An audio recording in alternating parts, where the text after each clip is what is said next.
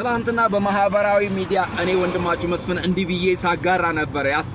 ዛሬ ደግሞ እድሉን አገኘሁትና በአዲስ አበባ ጎዳና እየሄድኩ ያው እግዚአብሔር ረዳኝና እንዲህ እላለሁ። ሀገሬ ኢትዮጵያ በሚቀጥለው ቀናት፣ በሚቀጥለው ወራት፣ በሚቀጥለው አመት መልካም ይሆንላታል፣ ቸርነት ይሆንላታል፣ በጎነት ይሆንላታል። እግዚአብሔር ይረዳታል፣ ያግዛት፣ እየረዳትም ነው። ይረዳታል፣ ያግዛታል።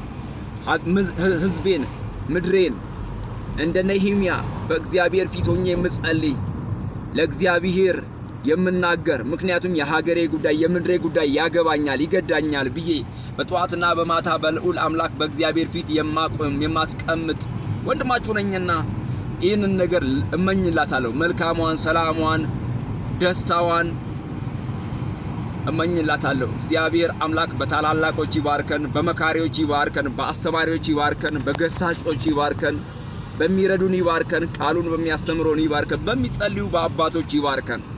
ይህንን ልላችሁ እወዳለሁ። ተባረኩልኝ።